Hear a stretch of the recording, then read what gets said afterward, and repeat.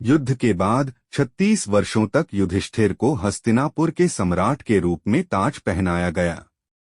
उन्होंने कृष्ण के आग्रह पर अश्वमेध यज्ञ किया और उनके शासन में भारत एक राष्ट्र के रूप में स्थापित हुआ। कलयुग और कृष्ण के प्रस्थान की शुरुआत के बाद युधिष्ठिर और उनके भाई सेवानिवृत्त अर्जुन के पोते कुरुक्षेत्र ने परीक्षण की लड़ाई में जीवित रहने के लिए अपना सिंहासन छोड़ दिया। अपने सभी सामान और रिश्तों को देते हुए पांडवों ने एक कुत्ते के साथ हिमालय की तीर्थ यात्रा की अंतिम यात्रा की। पांडवों और द्रौपदी के बीच एक एक करके द्रौपदी से शुरुआत हुई और शीर्ष पर पहुंचने के रास्ते में ही उनकी मृत्यु हो गई। अंत में यह युधिष्ठिर था जो कुत्ते के साथ उसके साथ शीर्ष पर पहुंचने में सक्षम था।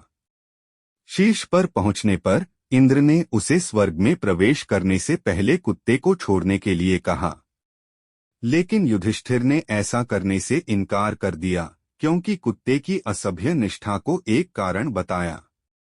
इंद्र ने कहा कि उन्होंने अपने परिवार को मरने दिया, लेकिन युधिष्ठिर ने कहा कि वह अपनी मृत्यु को नहीं रोक सकते, लेकिन एक गरीब प्राणी को छोड़ना बहुत बड़ा पाप था।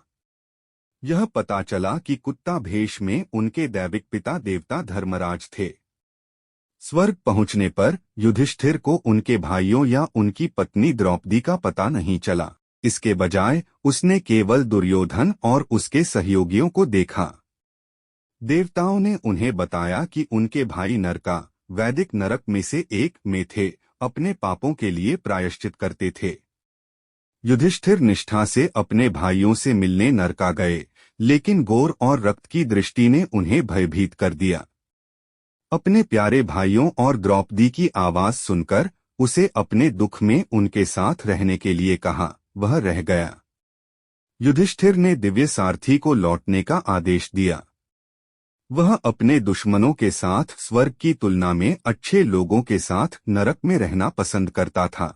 आखिरकार यह उसका परीक्षण करने के लिए एक और भ्रम बन गया और साथ ही उसे युद्ध के दौरान अपने गुरु को धोखा देने के अपने पाप का प्रायश्चित करने के लिए सक्षम किया, जहां उसने अश्वत्थामा की मृत्यु के बारे में द्रोण से झूठ बोला था।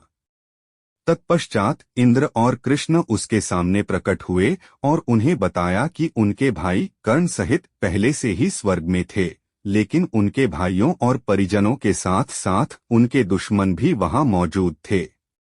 अंततः युधिष्ठिर के शरीर की कभी भी धरती पर मृत्यु नहीं हुए है।